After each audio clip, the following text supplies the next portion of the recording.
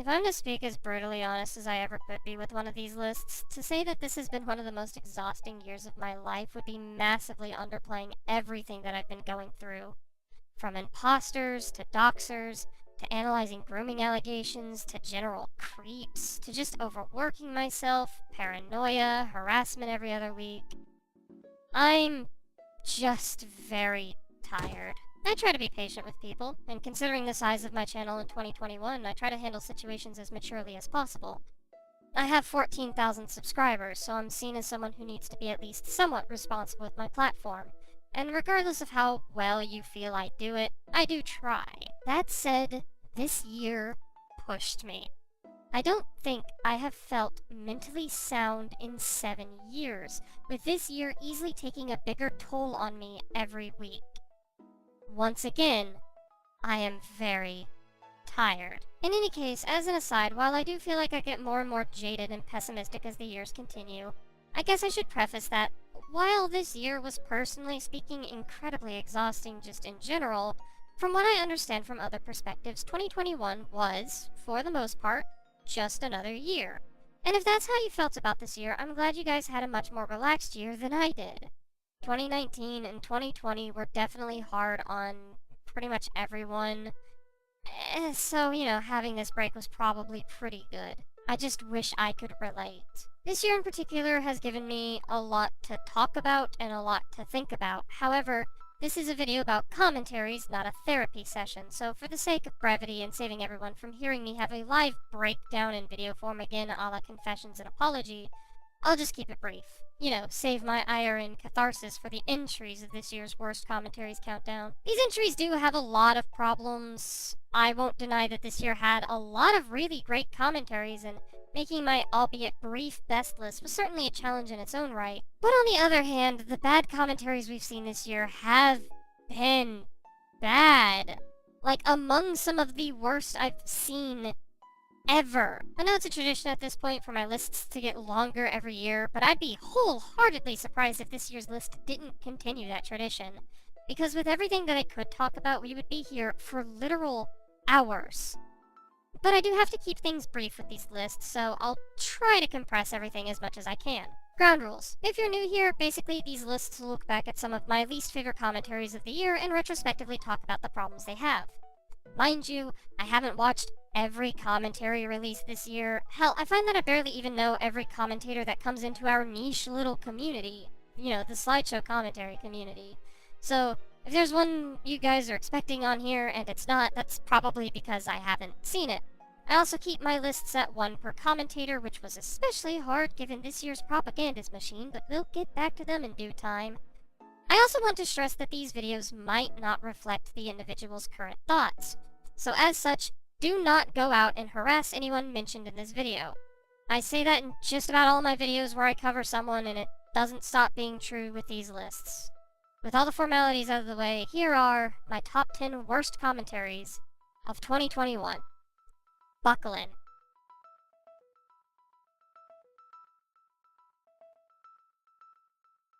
I always do feel a bit weird putting friends on the worst lists. Like, I know we're often stereotyped as being this big hive mind who refuses to disagree with each other, and regardless of how that's just blatantly not true when you look at how frequently we cover each other, the slideshow commentary community can be pretty tight-knit, and a lot of us are friends with each other if the Cloud Palace's ever-growing size is any indicator. This is especially true in 2021, as a lot of the worst aspects of the community have completely disassociated by this point and showed us that we really don't want them around. But even still, regardless of if it's the video on last year's list by Mr. A or a video I had considered for a list like Joni Brew's video on Slayer, it doesn't really feel good to label a video a friend did as one of the worsts. That said, on the note of Mr. A, hi, Keyblade. Wait, time out. So while you're not wrong about Miku and the later mentioned Genjiro being important side characters, it feels weird that you only talk about those two when within the first season, there are a lot of important side characters. Commentary roulette isn't a bad idea in concept, I've seen it work fine. But Key's particular execution wasn't particularly great, as every segment has some underlying issue to it that really showed its cracks. While I don't know enough about what the crap a Simpo gear even is to really comment on the first segment beyond the first point, the other 3 segments have problems that I was able to spot. Starting with segment 3, which had just a bunch of bad points to it, and all built upon misunderstandings of what the original video was even trying to say, though in this particular case I won't push all the blame on Key, as Pepper and Carmen also misunderstood the original knockoff CinemaSins points to degrees that sometimes were worse than Key's misunderstanding, but regardless, Key's points still fell flat regardless, and it makes this segment an overall net negative. And that doesn't excuse how the structure of the notes aren't realistic or the size of the keyboards being inconsistent. Except it does. Considering stylization and or simplification are reasons for why this piano doesn't look like a realistic piano. Then I want to speak on the Dr. Crafty segment. Again, while I'm not a huge Sonic fan, there are some points in Key's cover of the video that even I can sit here and go, no?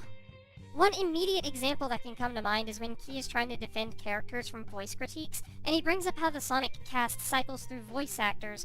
And while in theory this doesn't sound like the worst point in the world, it does get bad when you realize that it's built entirely off a pre-notion that Crafty doesn't find the other voices that these characters have to also be annoying. Plus, there was this humorous bit where Key talks about the Babylon Rogues and how they're supposed to be seen as knockoffs of the original trio.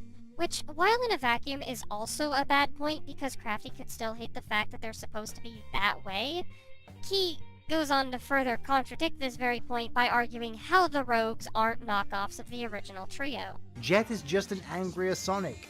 Wave is just Tails but as a girl bird. And Storm is what happens when you put Big the Cat and Knuckles in a blender and pour the resulting ooze in a bird-shaped mold. But isn't that the point though, considering they're supposed to be rivals to Sonic's team in the Sonic Riders games, which is the only time they appear in the series? So getting onto them for doing what they were made to do seems dumb, especially when you don't even describe them correctly to begin with. Since with Jet, he's not just an angrier Sonic. He's an egotistical, rude, greedy, and short-tempered bird who's the leader of the Babylon Rogues. Wave is a genius who acts like a bitch due to their high arrogance, be a trash talk of the competition, and sometimes partake in sabotage. And Storm is a loyal follower of Jet and wouldn't even dare go against them, unlike Knuckles and Sonic's friendly rivalry. It's also worth noting that Storm is more clumsy, whereas Knuckles knows how to stay up on his own 2 feet. If you're gonna describe the character, don't spread misinformation about them. Alright, and then we have the Carmen Rider segment, which is hands down the worst part of this video and could have easily slapped this video on my worst list by itself.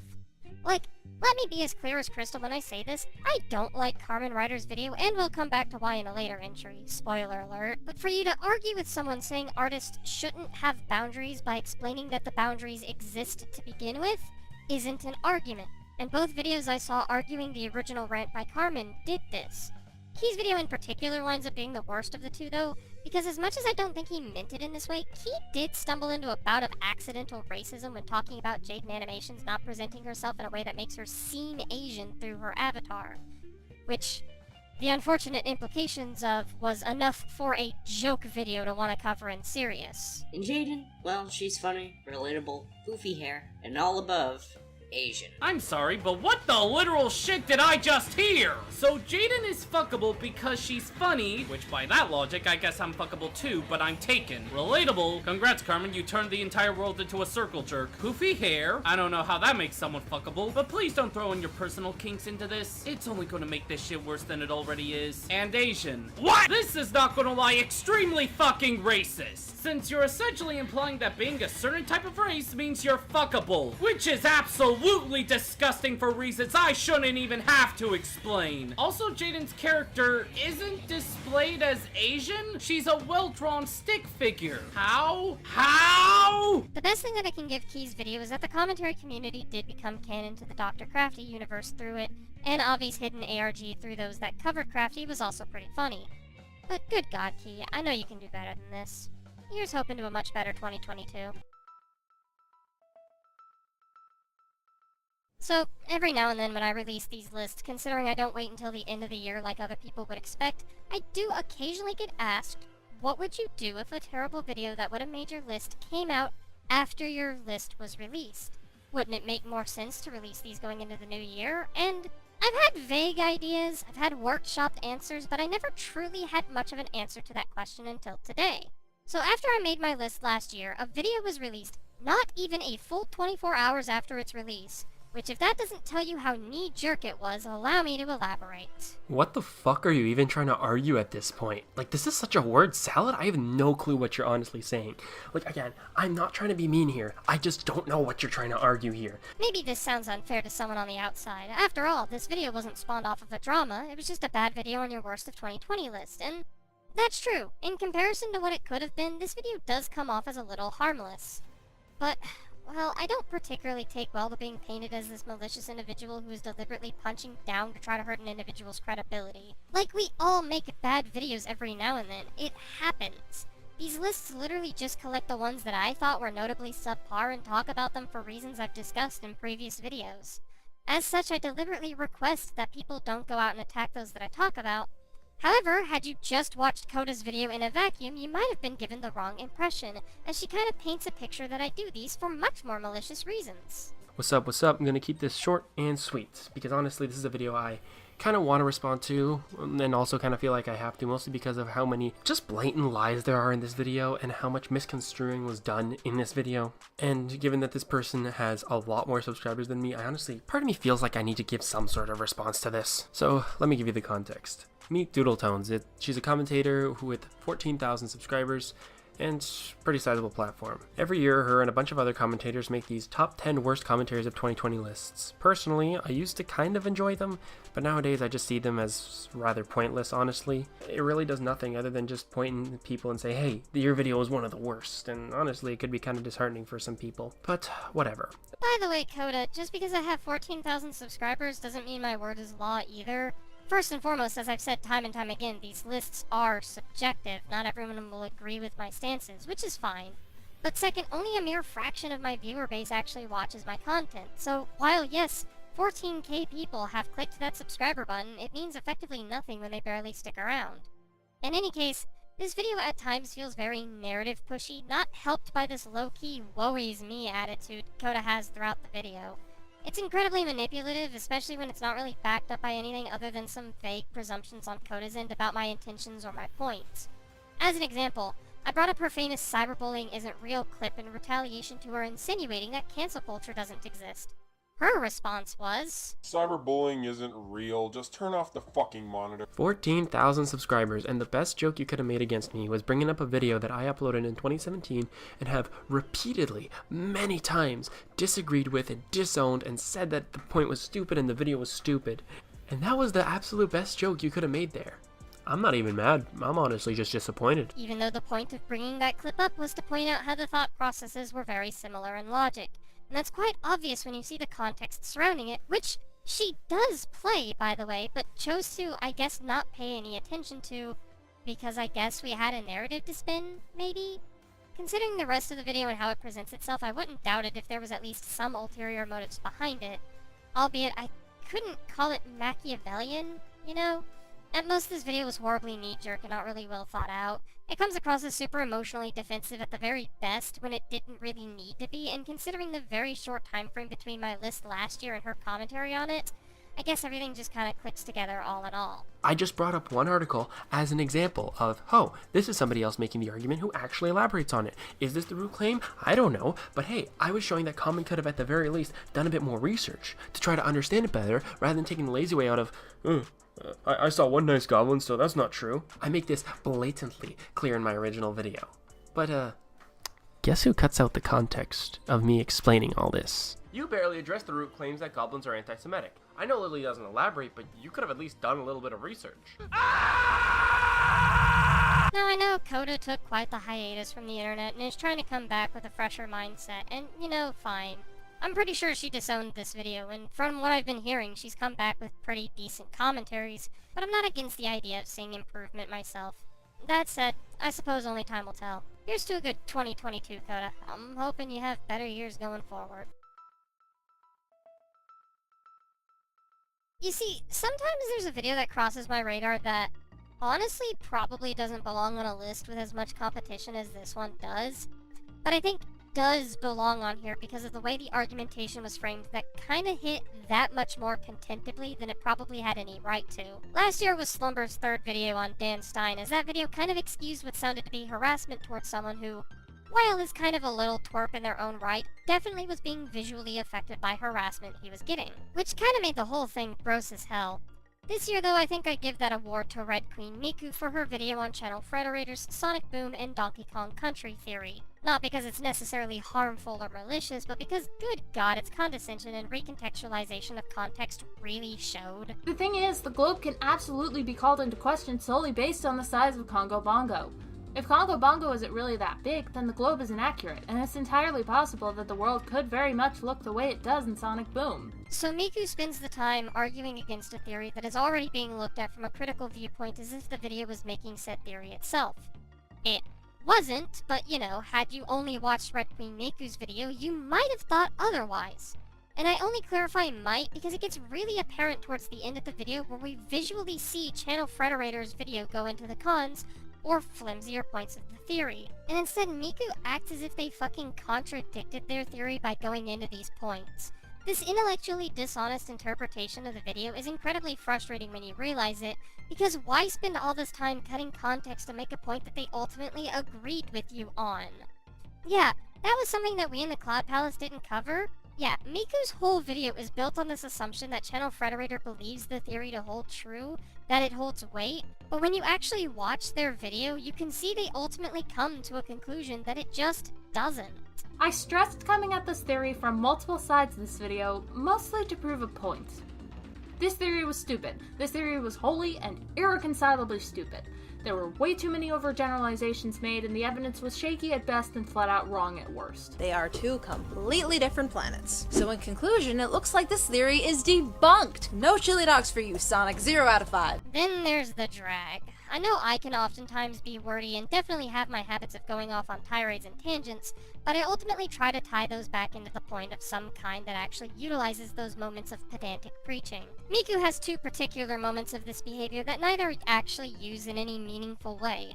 The first one found in her intro where she just gives opinions of both the shows being talked about when that wasn't important to the discussion, as well as giving a brief history lessons of both shows. And all the while bogged down with pauses that are so large you could drift an ocean cruiser through them. The second one also reeks of long pause syndrome, but goes off on this unneeded tirade about the brief, incorrect name drop of a village in Sonic Boom.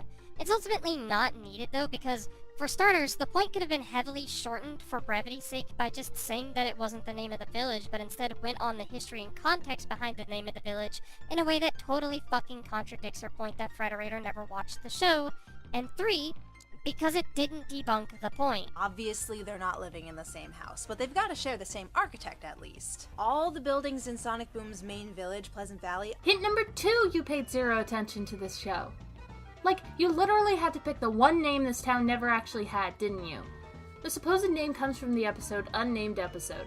See, the village was founded as Badgerville, named after Jebediah Badger, but Jebediah was a tyrant, so the villagers ran him out of town and destroyed all traces of the village's name. From then forward, the village came to be called Unnamed Village until the episode Unnamed Episode, where a vote was put forward to change the name of the village. The two main candidates were Amy's Pleasant Valley and Eggman's Eggman City.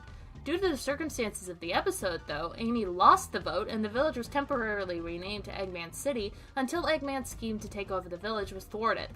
After that, Styx, the true owner of the village as the only descendant of Jebediah Badger, decides to name the village Hedgehog Village after Amy. Pleasant Valley was never a name that this village had. The most accurate names would be Unnamed Village or Hedgehog Village, but definitely not Pleasant Valley. This slip-up is especially bizarre considering that you would have to have knowledge of the episode itself to make this error, but then you would know that the name was entirely incorrect. The Sonic Wiki, for example, lists the names of this village as Badgerville, Unnamed Village, Eggman City, and Hedgehog Village, with Pleasant Valley appearing nowhere in the entire article. In fact, It's just a product of reaching for things to talk about in a video that doesn't really have any substantial material behind it. Which does happen. It shouldn't, but it does, and so I won't crucify Miku too much for it. However, I'm also not going to sugarcoat it when I say that this video was one of the more tedious commentaries to sit through this year. especially given her attitude that unfortunately plagues a lot of it. Like, no, I won't say that Miku being condescending towards her target would have been the thing that killed this video, especially considering everything else that I talked about thus far. But I'd be lying if I didn't consider it to at least be an extra point against her, considering no one likes a know-nothing know-it-all. Now here's a fun fact about me that I don't talk about often, but back in 2014 and a little bit in 2015, I did what were effectively commentaries before I started doing commentaries in the way that I do them now. These style of commentaries were pretty bad, as they were unscripted, were entirely done through screen recording, barely researched, some of the laziest fucking videos on my channel, and predominantly talked more about serious discussions relating to ideological-centric topics. One of those videos was on Onision doing one of his fuck the meat eaters rants. You know, very basic stuff really. And I sat there and used really one half-assed statistic for the crux of all of my points. And then the rest of the time sat there and made fun of Onision for his particular life choice. And for that reason I'm putting it on the list. In the form of someone else making a very similar video to mine. Where does he say that he was uncomfortable? What?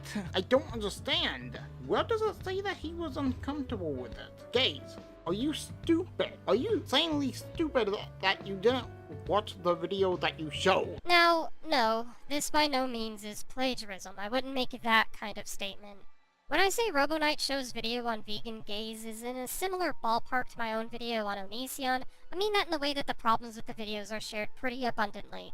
The first thing that I noticed about this video is that RoboKnight spends quite a bit of his time making fun of the concept of vegans more than he does actually arguing anything, and when paired next to his disclaimer where he claims that this video is meant for critique instead of harassment, then maybe calling vegans as a concept stupid several times throughout your video isn't really productive or helpful to your cause. Doing something for a long amount of time, long length of time, does not justify the action. It tells you nothing about whether or not that action is justified. We can just refer back to literally anything that has had to be abolished, literally any law that's had to be put in place.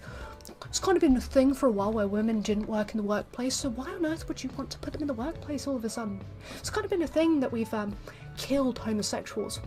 That has absolutely nothing to do with eating meat. That have nothing to do with killing animals. What do homosexuality people have to do with animals? Absolutely nothing. You vegan eaters are very stupid. But like, even without that though, RoboKnight chooses to look at a video that is talking about morality and ethics at such a surface level without realizing the nuance and subjective matters that go into existentialism. Like, he says that it's flat out okay to eat meat because we're, quote, meat eaters, to someone arguing that we should societally question if that's an okay lifestyle to have. Arguing that we are this way, whilst ignoring the argument is about changing the way we are. By the way, we're omnivores evolutionarily speaking, so no you. Steak, a roll, and broccoli with cheese on it. That's my type of meal. Wait, oh, I'm sorry. Did you say something? We are meat eaters. This is what we do. Chill out. Now look, I'm not a vegan myself. I've always said give me a burger and a salad and I'll eat well, but looking at RoboKnight's video critically and from an argumentative standpoint, RoboKnight didn't even try. And I think that's in part because he believes as if veganism has been disproven, shown by his intro statements where he flat out says that he thought the whole veganism thing was over with. Which, I don't even know how he could have possibly come to that conclusion to begin with. You know, I thought the whole vegan thing was over with, but it looked like the world just keeps getting stupider. But like, this is literally a lifestyle some choose to partake in because of their own moral compass. As much as people don't like to admit it, morality is rather subjective.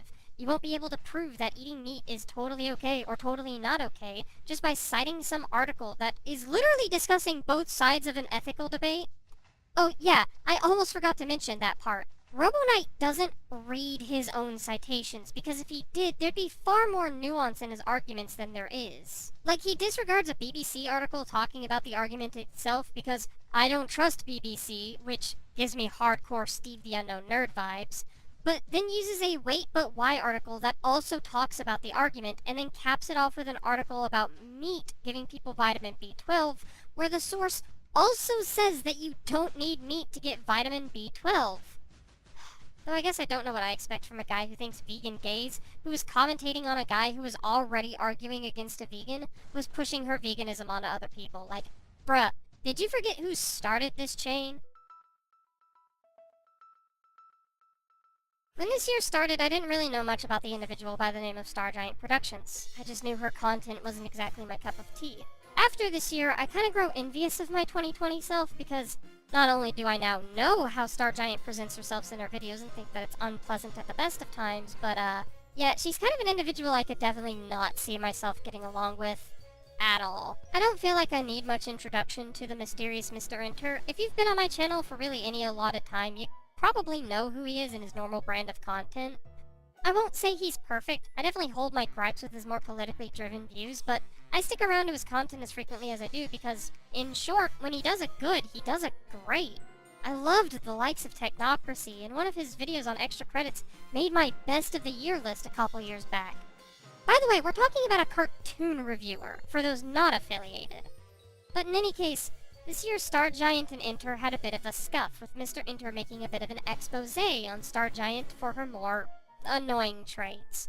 And Stargiant addressed the video with an apology. I shouldn't use the word pedophile, even though it was only on fictional characters.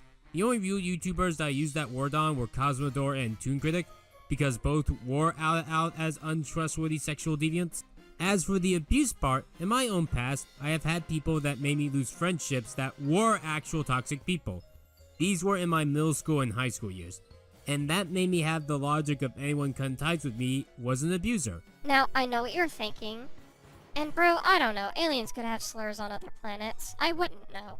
But in all seriousness, yeah, I am putting an apology video on this year's worst commentaries of the year list, because the way that Stargiant frames this video, it's a commentary. It directly plays clips of Enter's video that Stargiant responds to.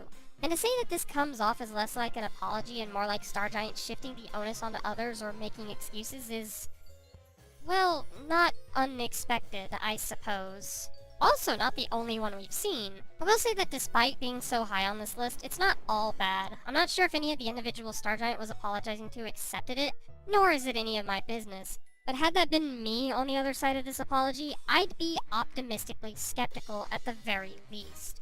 Because the first 3 minutes, there resembles some aspect of a genuine apology. Stargiant does take accountability for accusing someone of using their suicidal thoughts for brownie points and, well, at the very least acknowledges that she treated her editors poorly, and by that point, that's where we start getting into issues. Working with her was fun at first. I didn't have too much experience with editing, and I was happy to gain some. But she did put a lot of pressure on her employees, and I don't believe she understood how long it would take for each project. I'm gonna reveal a dark truth about the internet. The internet is the only place in existence where you technically can pay people below minimum wage. YouTube technically doesn't pay their YouTubers minimum wage. The simplest reason is that I can't afford minimum wage or even like $10 an hour or more for everything. If I could, I would pay my employees more than I do right now. Every person that has edited for me, we reached an agreement that worked out for both of us. And if there was no agreement, the editor didn't have to edit for me. Phoenix Star, for example, didn't like the payment methods or speed, so he left, and that was perfectly fine for him to do. Every editor that has worked for me was allowed to leave me. There was no contract, and they weren't forced to edit each video in question. As for the one person that I did forget to pay, I was going to pay them back in 2020, but I couldn't right away because they didn't have a PayPal, and I forgot to pay them once they had it. I don't memorize every single conversation that I have had with every single person in my life. That's impossible to do, for any person. And when I did reach out to them, they no longer wished to receive the money. If people had a problem with me when it came to payment, they should have contacted me more. They didn't have to edit those videos for me, and if I'm correct, I Love Kim Possible a lot and Game Explain had these exact same issues. Yeah, so as I said, Stargiant starts putting the onus on the others for what they did or didn't do, which makes a lot of this apology seem hollow. Such as there, where she says she merely forgot to pay her editor. Like she shouldn't be expected to remember that, right? But no, if you're hiring people to work for you, then you should be paying them, and it should be on you to remember that. Keep a track of which people do what and how much you need to pay them. Fucking use a spreadsheet if you have to. Also, and this might just be a personal thing, I'm not too sure if hiring people you can't afford is really a good idea anyway. Like, if these editors have prices, you should be able to meet those prices. Otherwise, it'd probably be better just to do this shit on your own, wouldn't it? Maybe that's just me. In any case, anytime payment is brought up, Stargiant shifts the blame onto others for supposedly not asking for it, which, to me is comparable to that of like McDonald's not paying their employees because they never explicitly asked for it either. Blah. But if that wasn't bad enough, after about the halfway point of the video, Stargiant takes on the more commentator approach to Enter's video, and that is where this video gets plastered onto here. Rebecca was my worst editor. Is editing a contest? Should my editing skills really contribute to me being a terrible person? Say all you want how I treat people on my team and friends, but shit talking me for how I edit shouldn't be a real high concern. I'm not exactly sure if that is dogpiling right there, but it kinda feels like it, just to me. Yeah, so once again, we have a video taking claims out of context or recontextualizing them to suit some sort of point. Like, Star, my home slice, Enter said that directly after playing a clip of you calling yourself John's best editor. I don't know what you were expecting. I was John's best editor. The only other editor that was as good as me was Crimson Mayhem. Rebecca was my worst editor. She also goes on to talk about how professional studios pay their editors roughly $35 an hour, not aware of the immediate question that follows of, why didn't you pay yours at all? She deflects from Enter pointing out the cameos she forced herself into, even going on to excuse her OC being placed into a thumbnail because it helps the effect, not realizing that you could get across the exact same point without it in there. She brings up a quote of Enter's where he says that teamwork makes slip-ups his fault because he's the team leader, and Stargiant acts as if that quote is inconsistent to Enter talking about an individual's bad behavior. Like, just about every point made is either presumptuous, deflective, or somewhere a mix of the two. This is ContraPoints. Just straight out of the way, she thinks cancel culture is real. Can you believe that shit? Ah, Crow. Will you ever not make these lists? Just once? For me? So by this point I've made it quite apparent on how I feel about the discussion of cancel culture. It's actually a very messy conversation with not much of an easy solution to it. I do believe it exists, very much so. I've seen people have their lives ruined by just mere allegations. In fact, I covered one of those very situations earlier this year. But I can actually see the validity in having it around for the likes of actual predators and stalkers and shit like that. I do get it. Let me make that abundantly clear. I get why people make these allegations. But when we have situations like the Sky House as an example where the allegations of sexual deviancy might not have been true, I just can't help but feel way more frustrated because you're not only harming the person you're accusing, but moreover, if you're caught in a line, you're gonna make it that much harder for actual victims of heinous crimes. Some don't get caught though, and so their lives are just hurt by those they accused merely because they don't like them. And that's why I believe cancel culture is real. If you say something dumb or just disagreeable, you're gonna be called out for it. That's normal, that's life. It does not require a special brand name so you can play the victim card more. I hate when right-leaning people use this term, and I hate when left-leaning people use this term. Crow merely ignores this notion and scoffs at the mere idea, and well, we're literally back here where we were last year, aren't we? Though this time we get more of a grasp where this idea that it doesn't exist comes from. In Crow's case, it's a misunderstanding of what cancel culture actually is. From just the introductory statements alone, Crow seems to believe the use of cancel culture is merely the act of being called out. No. Cancel culture is the act of having your entire reputation destroyed, your platform swiped from under you, people labeling you with some very unfavorable things that in some cases can legitimately ruin your life, and all on the notion of, well, a variety of things really. Sometimes lies, sometimes a singular mistake, sometimes repeated mistakes, and sometimes actually malicious behavior. But every time spread en masse in their respective communities, and sometimes beyond, with the intent to run someone off their platform, not merely someone being called out for a dumb statement on Twitter. Age restriction significantly reduces a video's visibility, requiring viewers to be logged in and over 18 to watch, and suppressing it in the recommendation algorithm. Now, a part of me kind of thinks that children shouldn't be exposed to a topic like this, especially at a young age, but I don't know. I'm not an expert on children, so I'm not even going to say that's a valid point. But I can see it as somewhat annoying to get your videos seen by less people. This continual lack of understanding the point doesn't stop there, though, as the actual commentary itself...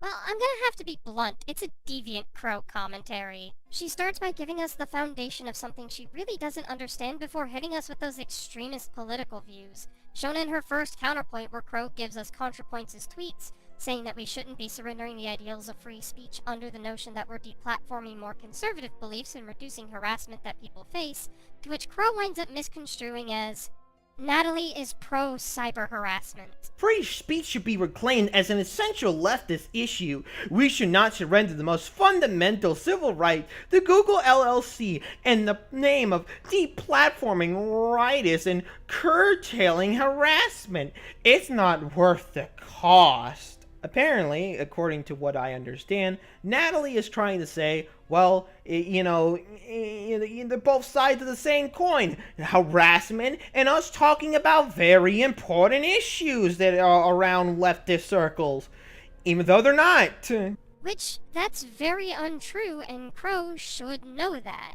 Like, ContraPoints' entire thread details a totally unrelated notion to what Crow argues from all video, where Natalie says that YouTube's guidelines should be more consistent instead of being randomly enforced. As having the latter be the case, it winds up creating more self-censorship that devalues discussions of more severe topics. And if the arbitrary and inconsistent standard is the cost for getting rid of harassment and right-winged viewpoints, then that's just not worth the censorship to her. Yeah, spoiler alert, if you thought Crow's video wasn't also taking things out of context, you must not have caught on to the theme of this year's list, because Crow dead sets on that latter tweet so head-acidly that I almost believe it was on purpose.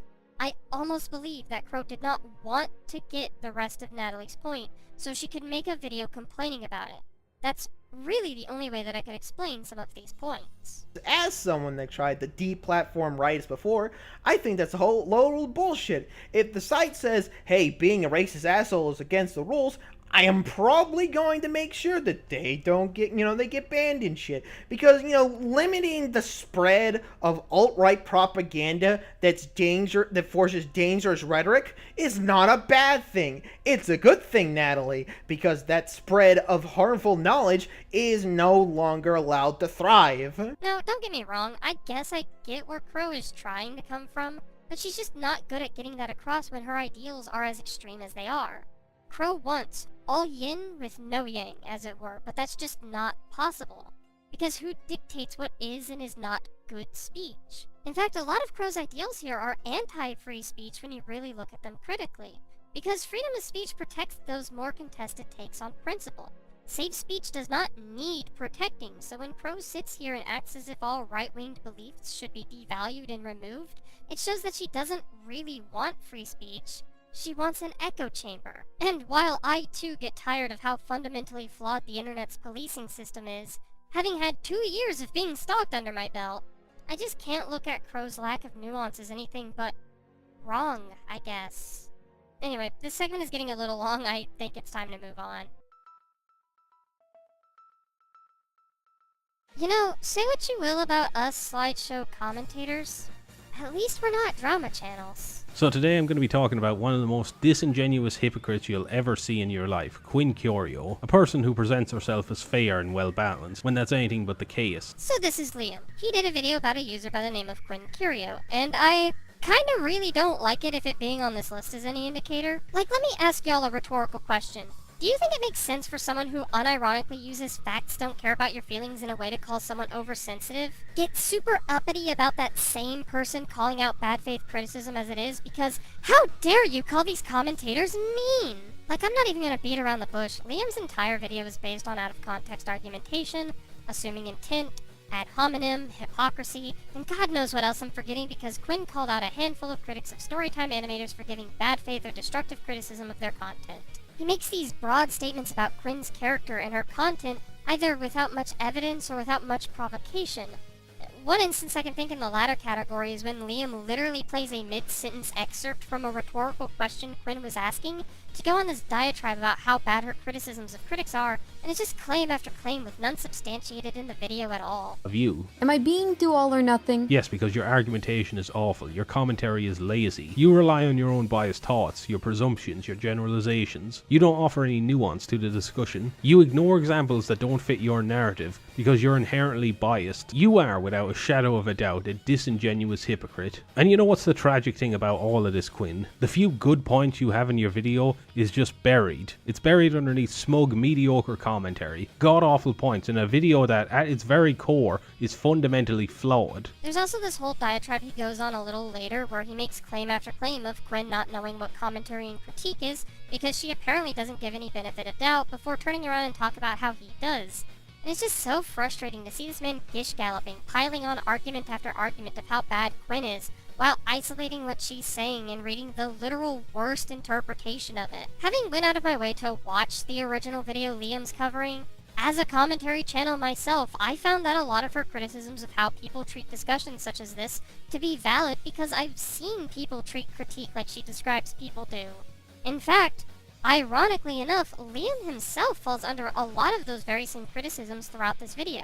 He's weirdly cruel in his criticisms, not really giving much leeway for someone to look at a situation differently, looking at claims as literally and uncharitably as possible, takes critique as seriously as possible. He's everything he shows Quinn talked about in his video, and he still had the gall to talk a big game about how charitable he is in his commentaries. You don't understand the fundamental basics of online creation, of being a content creator. You're too wrapped up in your own sensibilities and views, how you think things should be, your personal perception. And to your point of stagnation, Quinn, this is a huge problem you have. It's either all or nothing with you. It's either black or white. The balance is important because yes, both things can happen. Both things can cause stagnation. People constantly putting down someone, yeah, that's going to destroy their confidence. It's going to make them hesitant to create. But the fact that you even try to argue that people don't stagnate because of ego, narcissism, their inability to take criticism, yes, they absolutely do. You're so stuck in your own personal narrative that you can't give an inch, Quinn. You just can't be fair about this. And all your presumptions and generalizations about commentary and how they don't like and don't understand storytime animation, Quinn, you don't get commentary. You don't understand it. You don't understand its purpose. Because to you, all you see is bullying. All you see is cruelness and meanness. You only want to look at the bad side of it. You can't look at the good side because you're just playing into your own biased thoughts. Say whatever you want about me. I have always been fair when it comes to commentary and storytime. I recognize the talented people in both communities, the qualities of both, and the good they do, just as I recognize that there are bad actors in both communities. But you will not acknowledge this, Quinn, because in your eyes, all this amounts to is just, oh, the storytime animators are poor, innocent victims of the cruelty of commentary. And that is the fundamental flaw in your video, Quinn. It's built on a lie, but I've spoken enough on your video. Now let's bring this to the present. By the way, the section covering Quinn's critique video was only like a third of his video because the remainder is talking about how she didn't like the two videos Liam did on Storytime channels.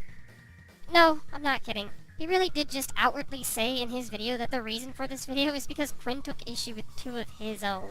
Going over a conversation I had with Curio on our public Discord server, she took issue with my two videos, the Storytime Assistant Animators and The Odd Ones Out Blocked Me. I had linked the video in the self-promotion section of the Discord server. For anyone who doesn't know, a lot of Discord servers have this, essentially just a way of you putting out your work, whether it be on YouTube or TikTok, Twitter, whatever the case may be. And not gonna lie, his counterpoints towards these critiques from Discord are worse in their own ways. Like, for starters, there's a point in Quinn's critique where she says that Liam speculates that assistant animators only stick with the big YouTubers they work for clout, and goes on to explain that not every animator wants clout to begin with, to which Liam, despite having his heart in a good place with what he claims his overall message was, still went out of his way to dismiss the claim that he even mentioned clout to begin with. Which, Liam, buddy, if you're here watching this, I kinda got bad news for you if you haven't already been made aware. The more you spend as an extension of someone else, the less you develop as yourself. And look, I understand the clout of it, the fame of it, whatever you want to call it, but you can't use that or rely on that as though it will automatically boost you. You have to take priority in who you truly are and build upon that. Just saying, let's not act like you didn't say what you said. And yes, in terms of skill and talent, I think you're going to stagnate if you stick in the same position. I'm not sure why you immediately go to clout. I never even say the word clout in the video. But yeah, I don't know. This video kind of becomes a good example of what bad faith critique looks like. Everything about it feels unintentionally dishonest, for sure, but dishonest nevertheless. All the while, Liam parades about how much Quinn is oversensitive to critique herself.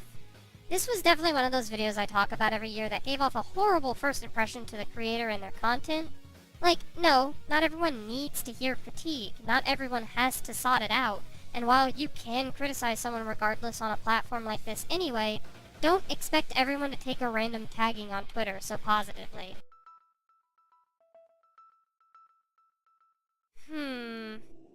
Yeah, I think I'm willing to knowingly put a troll on my worst of list if what they're doing pushes past the threshold of merely trolling into basic harassment and lies, if not straight up libel. Problem is I can never tell what is and is not a troll nowadays, especially not when it comes to criticisms of me. I mean, have you seen the shit that gets put out against me? Have you seen the shit I cover? In any case, here's Eric Plotagon Guy, a person I'm only giving the benefit of doubt of being a troll because I'd rather not believe an individual is both willing to keep a counter of how many times he can misgender me and chooses to address that kid Douglas as the N-word with a hard R as serious. But honest to God, I can't tell anymore, and personally speaking, I don't really care in this instance. Okay, right off the bat we got some of the worst intros I've ever seen. Shitty generic music, weeba material, shitty explosion effects, fucking Comic Sans, were, trending topics like Onision, and some of the worst introductions I've ever seen. Troll or not, this video is just bad. Like, if they're trolling, then it's unfunny and predictable, parroting the same tired rhetoric I've heard ever since 2016, with just a consistent pattern of slog, just gunking the rest of it down. Like, we get it. You're offensive, you're not afraid to drop a slur for quick shock value. We've all been there. It's just exhausting nowadays. And if it's not a troll, then, well, yeah, these points aren't good, and that's putting it in a nice way. Either they're too vague to be legitimate criticism, coming off as more potshots that are only there to further belittling Douglas and myself, be it a very repetitious whine about Douglas's microphone that is never further elaborated on, or just whining about how annoying my voice changer is, which, to be honest, I can't even find myself physically caring about anymore because you don't gotta watch my videos if it annoys you.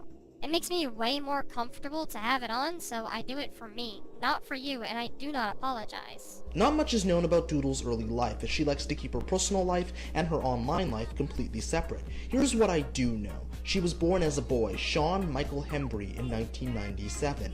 This is starting to get annoying. People, Doodletones is a man. I don't know what kind of a super retard you have to be to believe that putting on an annoying voice modifier, girl a text on screen and making yourself look like a pedophile with your avatar choices makes you the opposite gender. I'll count the amount of times this retard nigger refers to the diaper fetish fag as a female. Further on, any other points that don't fall under something he repeats ad nauseum are also not good.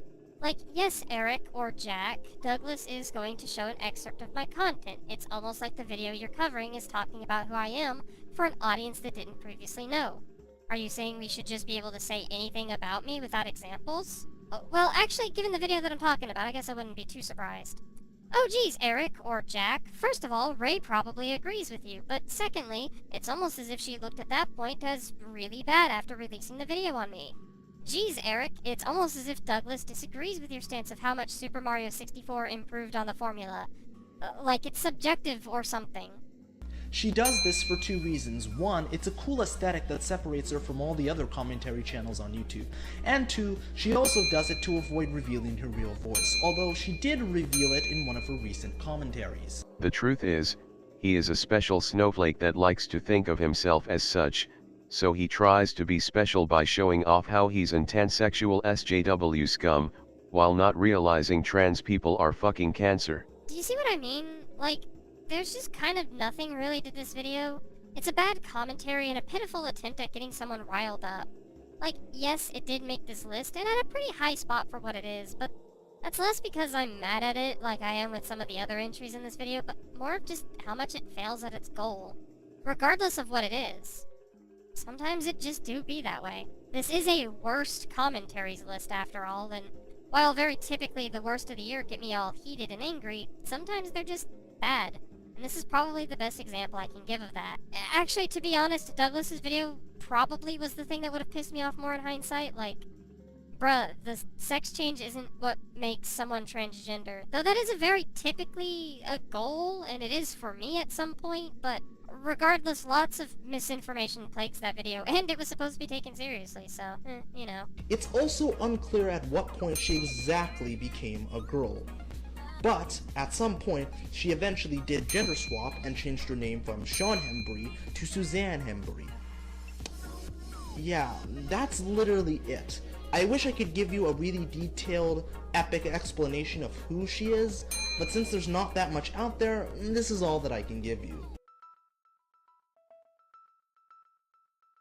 So, Carmen Rider was a thing this year. Look, it'd be incredibly easy for me to get all hostile towards someone like her, and full disclaimer, when I initially saw the video that I'm talking about today, I did, and we'll get into why here in a bit. But I don't know, I look back at what all she's done, and I feel like at the end of the day, she's just someone who's a little too proud of her uneducated and selfish opinions. Which, I won't deny, makes her a little, no, not even a little, a lot annoying, but I guess it's whatever at the end of the day. I'm not here to fight someone like that. I've already made my 8-hour video on someone else who falls into a similar box. I don't need to waste what little energy I have left on a second one. But on that note, let's talk about her video on Ravenpine's Commentaries, specifically in regards to drawing pornographic material of someone's original character without their permission.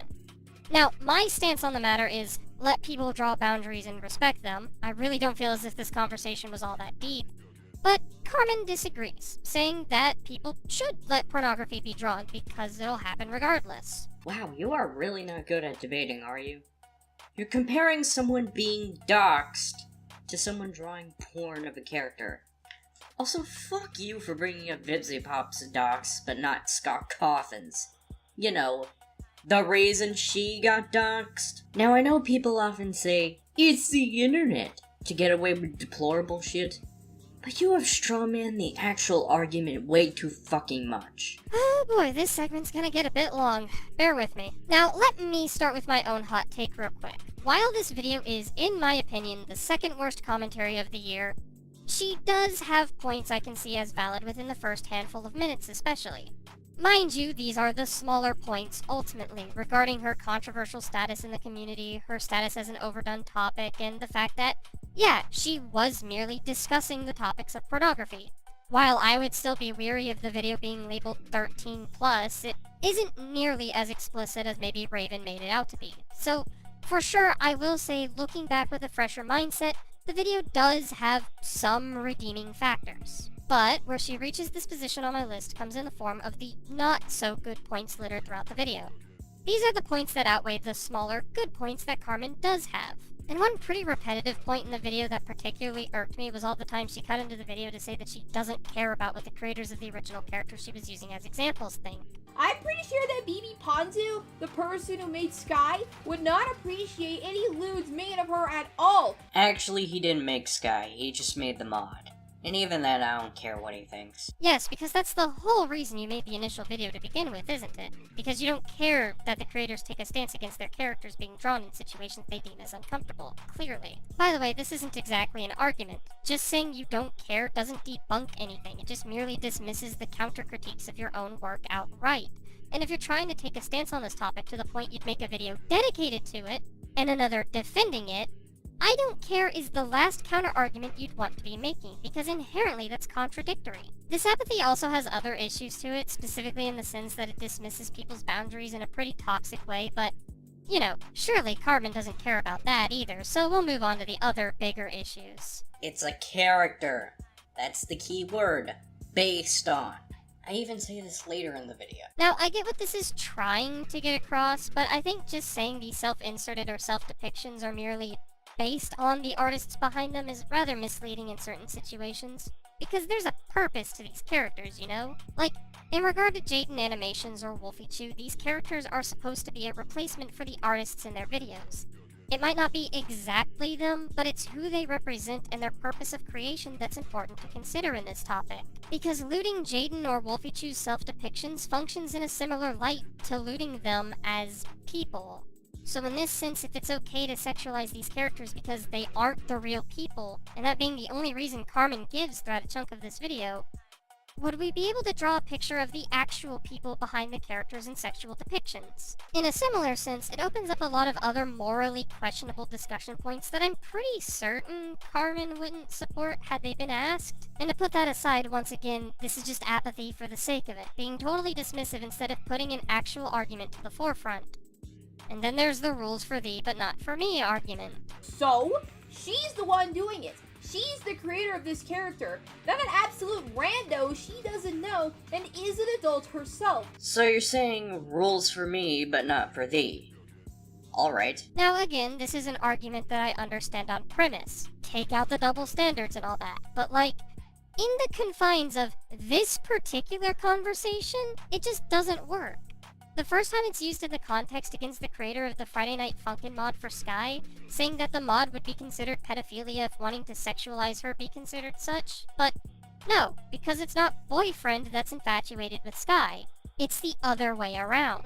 Another notable moment came into when Wolfie Chew was introduced to the discussion, and the rules for thee but not for me argument came into Wolfie sexualizing her own character, her own self-depiction. Like, yeah, rules for thee but not for me. Not to get crass, but would you argue that against someone not wanting you to jerk them off after they got through masturbating? Like, Carmen uses these arguments pretty interchangeably, and none of them are particularly good, dismissing the ideas presented in a rather toxic manner. Anyway, I've drawn out this segment enough. Let's move on to honorable mentions.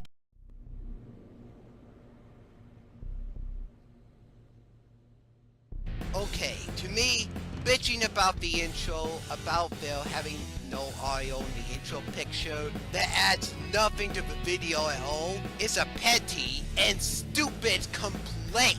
For God's sakes, it's just an intro. I would actually put this on the list had I had the room, because this video just kinda shulks away from any actual criticism the entire time and doesn't really do anything against Rat's points. He kinda just says who cares to everything regarding his production, and it winds up feeling less like effort was put behind it and more like Oswald was just jumping to the first chance he could to dismiss critique he got. This is also applicable to his video on Loudon, but I'd choose this one over that because this one is actually structured like a commentary and not like a half-baked reaction video. Why I didn't like the video all too much during the time it was released. Quinn Curio, another YouTuber, made a video discussing about critics of storytime animators, and it's one of the best videos I ever saw. She made a point in the duration of the video that the critics of storytime animators don't take into consideration the priorities that the people they are critiquing have, as well as how they want to present themselves. Bro, time is a flat fucking circle, and we really never left 2016, and videos like this continue to prove that again and again. Like, imagine getting angry that someone grew up and reflected on harassment they contributed to. Couldn't be me. This merely constitutes as a commentary because it doesn't make any actual points, but it's close enough for it to be acknowledged at the very least. MatPat made a Has-Been Hotel video that just really wasn't good at all. And I've been getting the strangest reaction to it, and I want to talk about this in retrospect to everything because it just tells you how I feel about MatPat. This was a very condescending video that spends more time poisoning the well and taking arguments out of context more so than it actually argues anything. This was going to be my number 10 until Star Giant swooped in and made the world's most blatant non-apology. Wait, where did this come from? And who are you to say that he doesn't care about the trans community? If you quote-unquote saw his pronouns, you would know he's trans himself. I mean, what do you expect him to do? Go out and give a pep rally for trans rights just to prove he gives a shit about trans people? He's a YouTuber, for God's sake. He doesn't have to prove he gives a shit about the community he's in. So not only does this video have haha hypocrisy memes in the form of ear rape after getting on a Grimsy for his own, and constantly misgendering Harley TBS after explaining to Grimsy that they're trans, in general, this video centers mostly on ad hominem, excuses, subjectivity, or general non-points that do nothing against Grimsy's already pretty unpleasantly nothing video. No, he's obviously not, since there are burning entries of Pokemon not from the first generation. Also, if you use the term Gen 1er, you are begging not to be taken seriously. I almost feel bad for acknowledging this one here, but outside of the walls of audio that sucker punch a viewer every time Blaze changes scenery, just none of the points are good. They're either taking jokes seriously, nitpicky to an obnoxious degree, and overall just incorrect all around. Either with Blaze calling hypocrisy where there is none, or misunderstanding the Triop's points just outright. Blah. Quote the farmer's wife from Babe, just what exactly are you blabbing on about? No, actually, just what on earth are you blabbering on about? I don't know. Man, some people just commentate on anything. This video is really boring, but becomes infinitely funnier when you realize that Sapphire was looking at Diddy Kong x Dixie Kong art, and that's literally the only reason I'm acknowledging this. A joke entry, if you may. I saw nothing wrong with the execution of how Simba acted there. And for Simba, having his dad show him his future kingdom was still the most important thing. And he only got pissed off and frustrated because his dad was holding him up by not getting up right away to do so. Orion, please. To further prove my point that watching mediocre cartoons may not be productive with his time, let's take a trip down another memory lane and look at Ben's older videos. Most of the time, you'll see a title that says Ben Salutes or Ben Rants to signify that he either loves the cartoon he's reviewing or hates it. Even for the few that don't, Ben usually has an icon of his avatar to signify how he feels about the cartoon covered. I suppose this could have been a lot worse in the department of videos on me this year, and hey, credit where it's due, there is like 1 or 2 valid points here, I guess. However, it ultimately feels like there was a lot of intention assuming, plus I feel weird about the creators' intentions themselves. Like, sure, you say you want to help me, but not only did this video feel like it was built on the back of me not disowning my video on Ben the Looney, but also, why did you not pick a more recent video to cover if you truly wanted to help me? Overall, easily not the worst thing on me this year, and ultimately it is rather tame in comparison to literally everything else I mentioned here, but considering the development history and contradictory nature, I still feel very weird about it all. And finally, that's why I feel your video, Sylveon, is, as of this moment, the worst video to have been done on me. Though I'm not going to count your video on confessions out of the runnings just yet because, well, we'll see soon enough, I guess. Yo, anyone gonna pick up that phone? Because I fucking called it. I'm sure just about everyone who follows me has seen something from this little psycho appearing on this list somewhere, and I imagine it's even less surprising to see it so high on the list. Just as Sylveon has been a thorn in my side for a little over a year now, trying to run me offline through impersonation tactics, he's still doing as of scripting this in early to mid-December, by the way. Trying to harass me through vitriol, and refusing to listen to any reason, even when I give legitimate critique that they could have used after all was said and done. Like, I did a full 8-hour video that wrapped up with the most civil final thoughts I ever could have given being in the situation that I've been in, but I guess being cordial with this kid isn't good enough to get a point across. Obviously, if you watched my last video all the way through, you definitely should have figured that Sylveon's video on confessions and apology was going to be the ultimate deciding factor for this list. And I even go on to say that it is the second worst commentary I have ever seen, period, only being beaten by 2019's Omni Zoa. It's never a good idea to post your fetishes online, if you're not afraid of it being spread on the internets. Supporting poop fetish groups online is a one-way ticket to being a joke. Now, I'm by no means a perfect individual. Confessions and apology themselves, despite the aftermath of that video and how I feel about the individuals discussed in that video, are still videos I stand behind myself to inform people that I know my misdoings. I know I've not been the best person, and I'm apologetic for the things that I've actually done to hurt others. Regardless of how I look at those people nowadays, I still did things that were wrong, and I'm still apologetic for those things. Nuance is important. There's always gray areas. There's always a better and more constructive approach to things, to which Sylveon doesn't seem to acknowledge, as they consistently tell me that because I made mistakes, I must leave the internet. Trying to break any and all bad habits that have led me to this point. It's gonna be hard. It's gonna be a journey. Hell, I fully expect to slip up here and there on my road to recovery. No, don't try to come back. Just leave. You have done enough. It's the best thing you can do at this point. This, of course, is ignoring their blatant plagiarism of Just a Robot in name, intro, and points scattered throughout the video. All with the problem of being non-applicable to the situation at hand, as Just a Robot's speech at the beginning of the video on prison mate Luke Sylveon takes from, was explaining that Luke should apologize for actively slandering the likes of Hopeless Peaches, pointing out how potentially harmful his videos on her were in the sense that he was blatantly lying the whole way through, whereas Sylveon tried recontextualizing it to fit my apology and saying that was disingenuous and that people should retract their acceptance of my apology because of what Sylveon personally thought of the matter. In all seriousness, there's a very good reason as to why I'm making this video.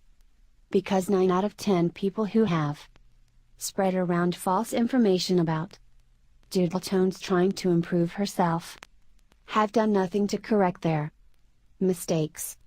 They have not made a follow-up video, pin comment tweet, or anything, and most of the false claims come from Doodletones confessions and apology videos. And if he wasn't taking from Just a Robot, he was literally lifting word for word a comment left on confessions written by someone who wasn't trying to make any points against me, but more was trying to kick me while I was having a mental breakdown.